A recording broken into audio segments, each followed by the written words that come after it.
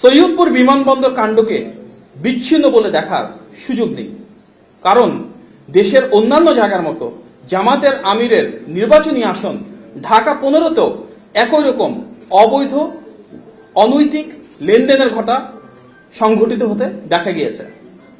আরো দেখা গিয়েছে কুমিল্লা, নোয়াখালী, খুলনা সহ দেশের অসংখ্য জায়গায়। ইতিপূর্বে দেশটি আমরা দেখেছি দেশব্যাপী দলটির নেতাকর্মীরা বাসায় বাসায় গিয়ে ভোটারদের বিকাশ নম্বর ও ভোটার আইডি নিয়েছিলেন।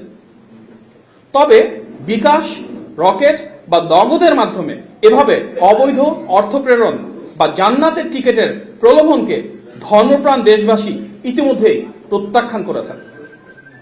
গণমাধ্যমে প্রাপ্ত সংবাদ অনুযায়ী আমরা দেখতে পেরেছি দেশের অনেক জায়গায় ভোটারদের মাঝে ভীতি ছড়াতে সেই রাজনৈতিক দলের সন্ত্রাসীরা দেশি অস্ত্রসহ বাঁশ, পাইপ ও স্ট্যাম্প জড়ো করছে। বিভিন্ন জেলায় সহিংসতা, অতর্কিত হামলা, অগ্নিসংযোগ, ভোটারদের ভয়ভীতি প্রদর্শন ও অর্থ বিতরণ করছে।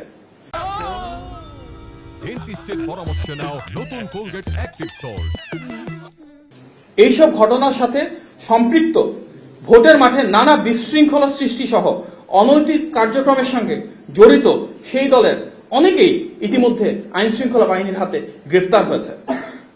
আমরা উদাহরণস্বরূপ শুধু একটি মর্মান্তিক ঘটনা এখানে উল্লেখ করতে চাই। বগুড়া 4 আসনে নন্দীগ্রামে জামাতের চিহ্নিত সন্ত্রাসীদের হামলায় থালতা মাঝগ্রাম ইউনিয়ন বিএনপির সভাপতির মাসুদ রানার চোখে গুরুতরভাবে ক্ষতিগ্রস্ত হয়েছে। তার চোখে দৃষ্টি হারানোর খবর ছড়িয়ে পড়লে তার মা স্ট্রোক করে মারা যান। অত্যন্ত বেদনাবহুল এই ঘটনার প্রেক্ষিতে আমরা তীব্র নিন্দা এবং দ্রুত বিচারের দাবি জানাই। আমরা অতি দ্রুত দেশব্যাপী নির্বাচন কমিশন তথা রিটার্নিং অফিসার এবং আইন শৃঙ্খলা বাহিনীর কাছে প্রতিটি ঘটনা সর্বোচ্চ গুরুত্ব দিয়ে প্রয়োজনীয় ব্যবস্থা গ্রহণের জোর দাবি জানাচ্ছি।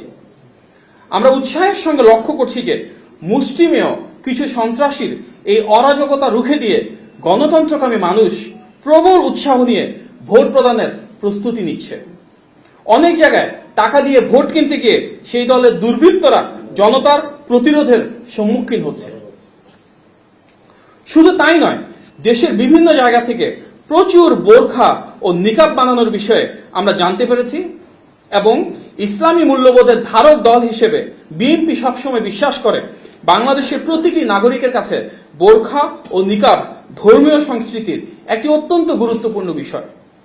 আমরা অবশ্যই নারীদের আব্রু ও পর্দার ব্যাপারে সর্বোচ্চ শ্রদ্ধাশীল, কিন্তু ইসলামী সেই পোশাককে অপব্যবহার করে কেউ যদি মিথ্যা পরিচয়ে জাল ভোট দেওয়ার চেষ্টা করে তাহলে সেটিকে প্রতিরোধ করতে হবে।